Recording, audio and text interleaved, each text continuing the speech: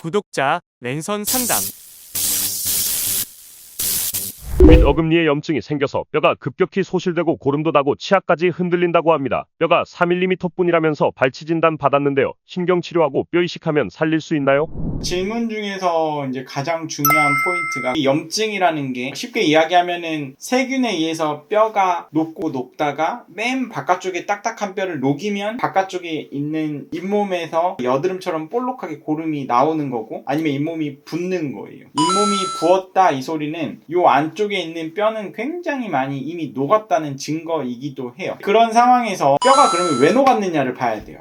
뼈가 녹은 거의 대부분의 원인은 세균이에요, 세균. 이 세균이 그러면 어디서부터 왔느냐를 찾아 들어가는 거예요. 대표적인 원인 자체가 신경치료를 한 치아다. 아니면 살아있는 치아인데 충치로 인해서 신경이 괴사가 됐다. 한마디로 신경관 내부가 지저분하면은 그 세균들이 바깥으로 나갈 공간이 없기 때문에 세균수가 늘어나면서 바깥쪽으로 뼈를 점점 녹인다고 보시면 되세요. 그래서 신경관 내부의 문제가 맞다고 하면은 신경치료를 다시 하는 거예요. 내부를 깨끗이 하는 작업을 하는 게 재신경치료고 신경치료인 거예요. 그 과정을 하고 난 다음에 내부를 깨끗이 해놨더니 바깥에 고름이 들어가고 안쪽에 뼈는 원인을 제거해 놓으면 우리 몸은 항상 뼈를 만드는 능력을 갖고 있기 때문에 스스로 뼈를 차 올라오게 할 수 있거든요. 그렇다고 하면 신경치료하고 크라운 씌우고 뼈가 차는지만 보고 끝나는 거예요. 그런데 신경치료적인 원인으로 해서 열심히 치료를 했는데 스스로 염증도 안 없어지고 뼈도 안 차 올라온다고 하면은 신경치료가 실패한 거기 때문에 그때는 다른 원인이 있는지를 잘 봐야 되는데, 크랙이라는 게 있어요. 치아가 수직적으로 금이 갔다 그러면 발치 바뀌는 방법이 없기는 해요. 수직적으로 금이 정확하게 보이면 실은 신경치료 중간에도 발치로 넘어가는 케이스가 그래서 있을 수밖에 없고, 크랙도 아니다. 신경치료 했는데 염증이 다시 재발을 했다. 신경치료가 치근단 3mm의 굉장히 복잡한 해부학적 구조를 갖고 있기 때문에 그물망처럼 얽혀있는 그 구조를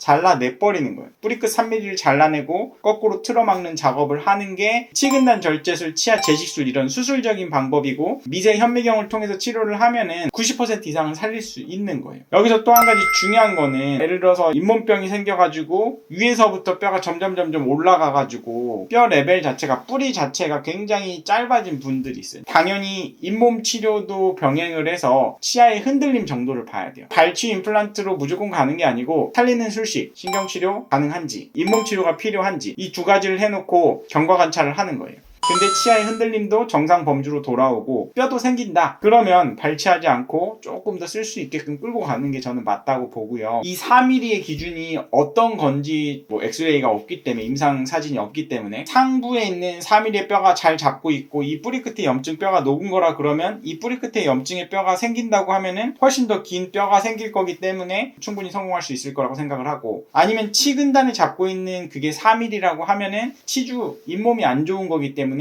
흔들림의 정도에 따라서 발치로 가는 게 유리할지 살리는 치료가 유리할지 판단을 하는 게 굉장히 중요할 것 같습니다. 신경치료를 하고 염증이 크다고 해서 일단 뼈 이식을 먼저 하는 것보다는 우리 몸이 치유할 수 있는 시간을 주는 게 올바른 치료고, 굳이 뼈 이식을 안 해도 되는데 거기에 뼈 이식을 할 필요는 없는 거거든요. 그렇게 보시면 될 것 같습니다.